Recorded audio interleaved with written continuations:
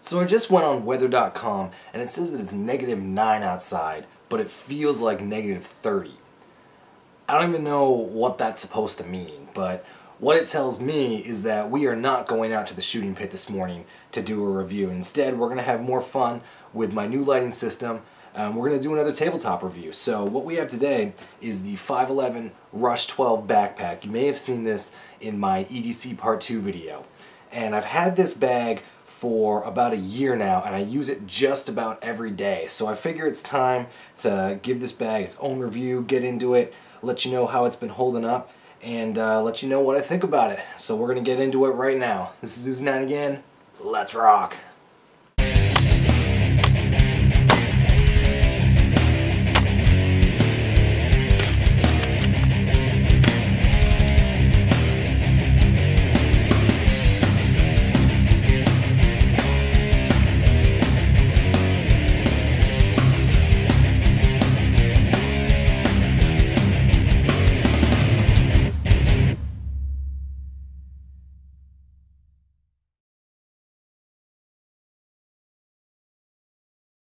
The Rush 12 is the smallest in the Rush series. There's the 12, the 24, and the 72. So depending on what you're using it for, you might want to check out the other two models in the series.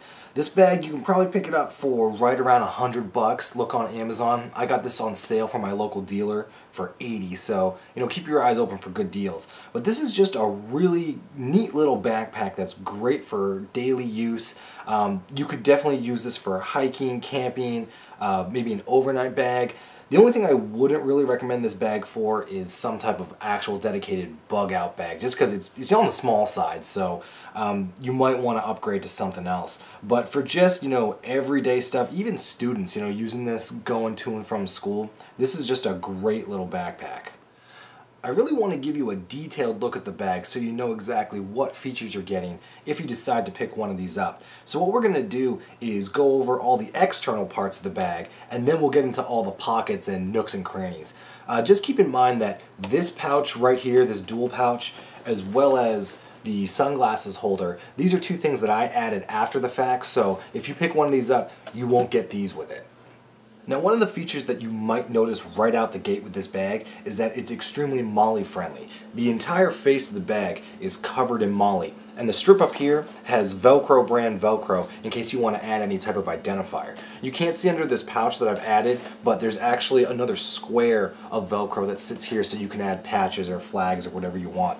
There's also MOLLE that runs all the way up and down the side of the bag, and the bag is pretty symmetrical, so if you find a feature somewhere, you're probably going to find it mirrored somewhere else. So the MOLLE runs just as much on the other side.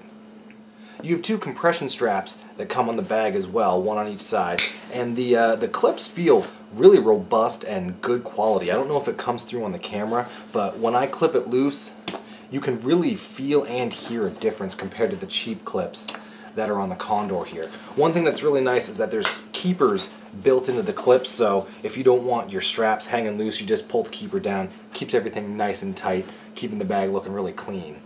As far as zippers go, they're all YKK zippers, and they all have built-in pulleys on them, so they're really quick to actuate. I find that they don't get hung up or anything, and they're just really fast. All the main compartments, this pocket here, the admin pouch, and one in the front have dual zippers, so what you can do is just lace them through each other, and it just adds another level of security. That way, in case things are jostling or it accidentally gets pulled, it's just going to move both zippers in the same direction and keep your bag nice and closed. The top of the bag features a really convenient carry handle, and it's pretty robust. I haven't had any issues with it tearing or getting any significant amount of wear on it. What it is one solid piece, but they fold it over and stitch it again in the middle, so it kind of doubles up on the strength. There's also, we'll get into this a little more later, but there's two openings, one here and one here. And this allows you to run a hose from a hydration bladder out of the bag and have it come out at the top so you can get access to it. The thing that I'm unclear about though is why the hose runs into the main compartment of the bag and not into the front where the hydration bladder is stored. We'll talk a little more about this when we get into the comfort of the bag, but you've got padding on all four corners of the bag to keep it nice and comfortable on your back.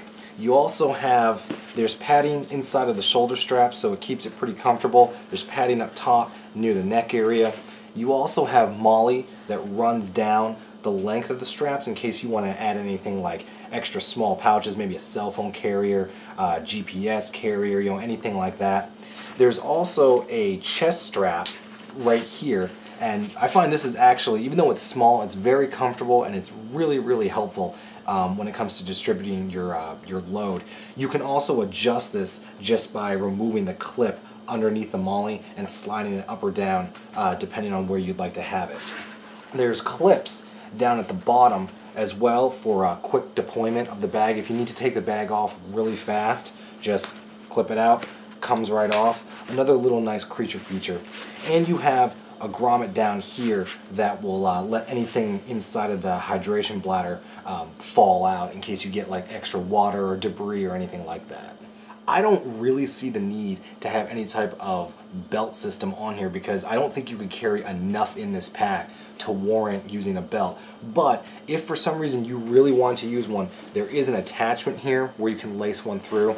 You also have 4 spots of MOLLE on the bottom if you want to add extra components down there. And again, there's more grommets put in here for drainage if there's any type of debris or water that's inside the main compartment of the bag.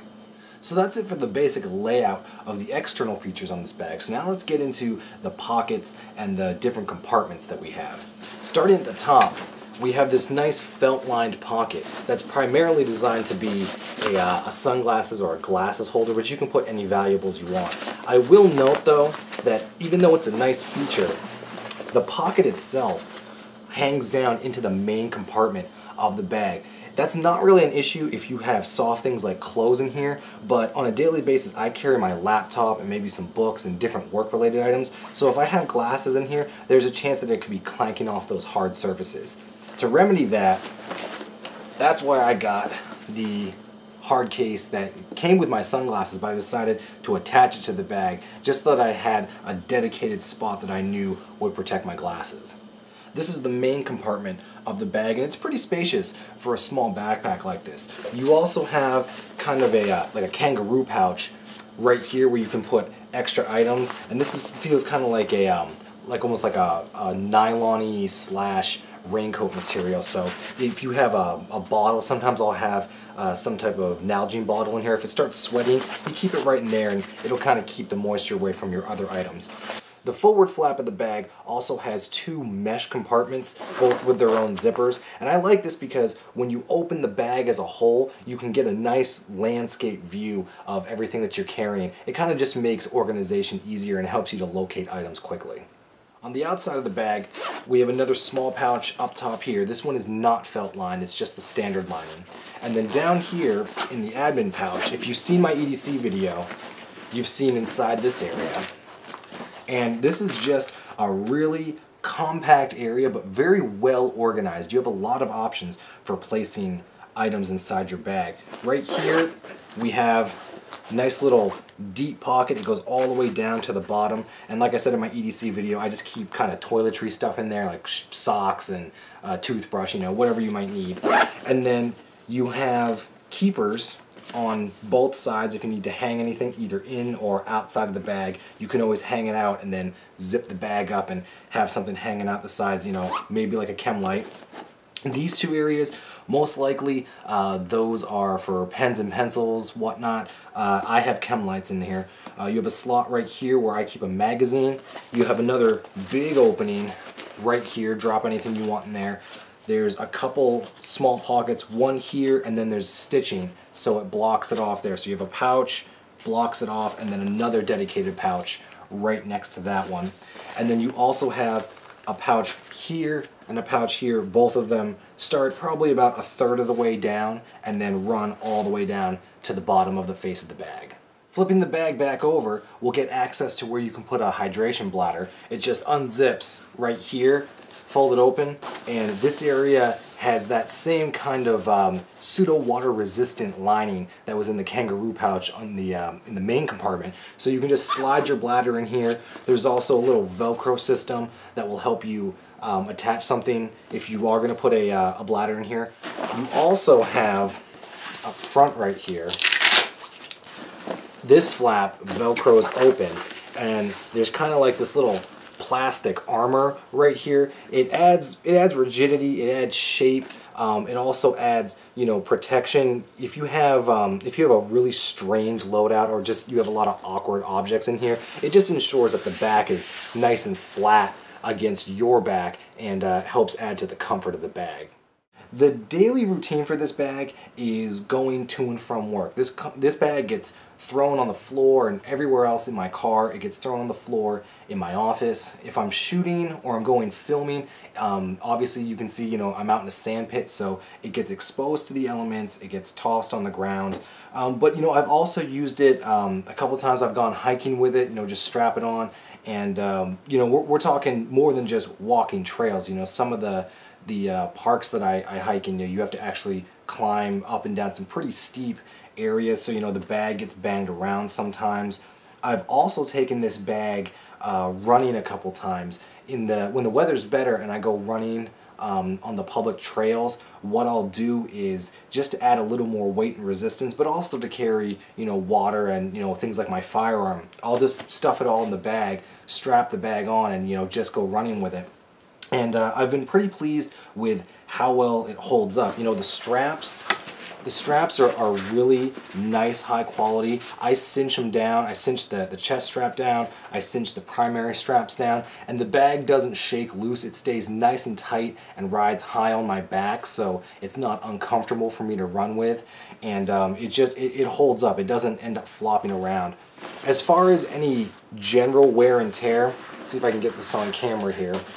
You know, you can see right here, you know, just little bits of the material fraying off. We have a little bit of fraying right, if we can see that, get this right up here, right there, you know, a little bit strings hanging off. The handle, you can see little bit right there. You know, I'm being really picky here. Little bit of fraying.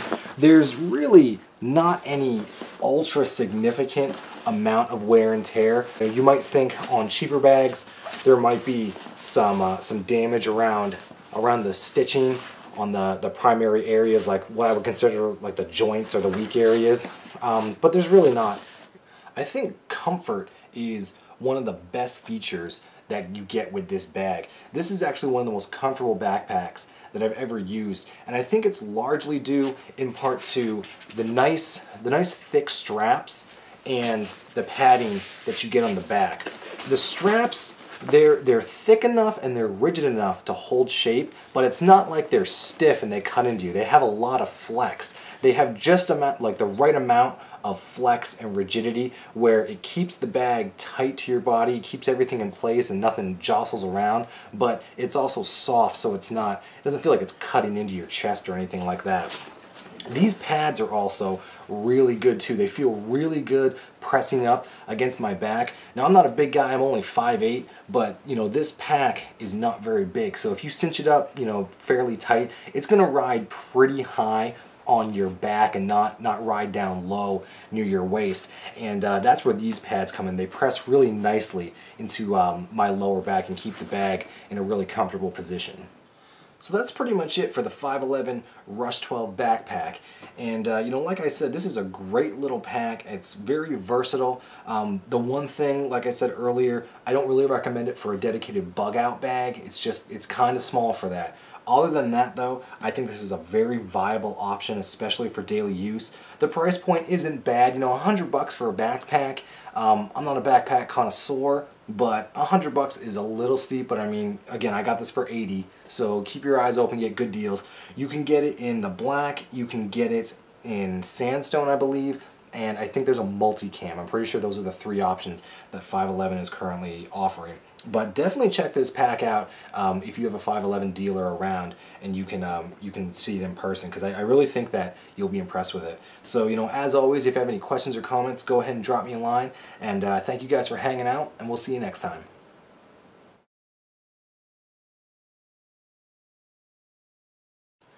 So I just went on weather.com and it says that it's -9 outside, but it feels like -30. I don't even know what that's supposed to mean, but What it tells me is that we are not going out to the shooting pit this morning to do a review. Instead, we're going to have more fun with my new lighting system. We're going to do another tabletop review. So what we have today is the 511 Rush 12 backpack. You may have seen this in my EDC Part 2 video. And I've had this bag for about a year now, and I use it just about every day. So I figure it's time to give this bag its own review, get into it, let you know how it's been holding up, and let you know what I think about it. So we're going to get into it right now. This is Ooze9 again. Let's rock!